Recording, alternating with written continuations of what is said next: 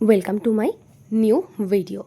তো আজ বৃহস্পতিবার সকাল সকাল রেডি হয়ে যাচ্ছি আমি এখন বাড়ির উদ্দেশ্যে। তো আমি বালিগঞ্জ থেকে ট্রেন ধরে নিয়েছি, ট্রেনও যাত্রা শুরু করে দিয়েছে। তো ট্রেন শিয়ালদা যথারীতি সময় মতন চলে এসছে। তো আমি এখন বাড়ি যাওয়ার জন্য এখন মেন লাইন থেকে ট্রেনটা ধরে নেব।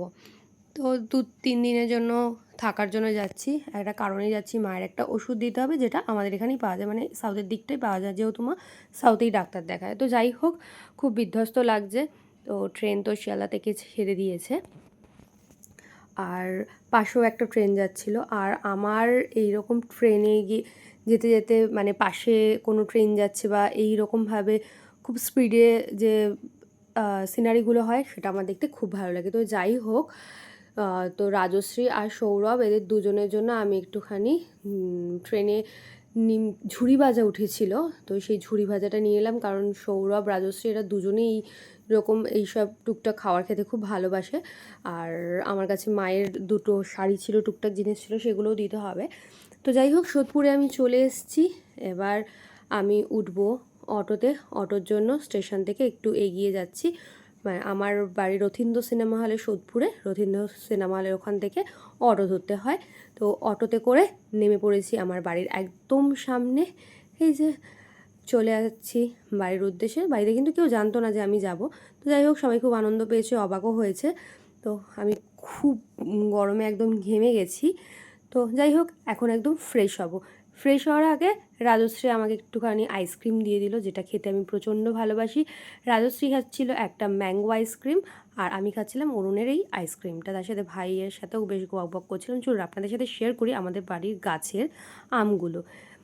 সবে এখন একদম ছোট ছোট ছোট ছোট হয়েছে আমাদের বাড়ির আমগুলো। এই আমগুলো এক বছর টক হয়, এক বছর মিষ্টি হয়।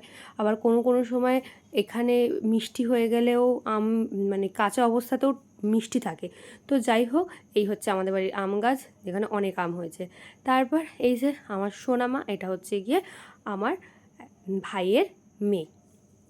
তো ও স্কুল থেকে এসছে, আসার পর যেই দেখলো ওর মনা এসছে, ও আমাকে মনা বলে ডাকে, পিসি বলে ডাকে না কোনো দিনই না, ছোটোবেলা থেকে মনা বলেই ডাকে।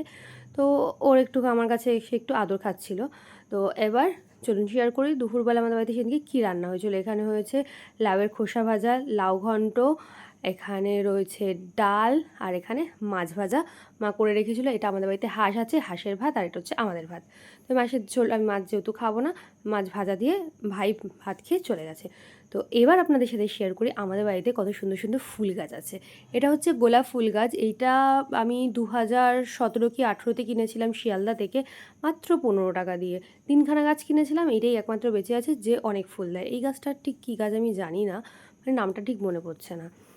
আর একটা গাছ রয়েছে, এই যে অনেক গাছ, আর এই ফুলটা এবছর ফুটেছে। এটা অনেক পুরনো গাছ, আমি কবে নিয়ে এসেছিলাম ভুলেই গেছি।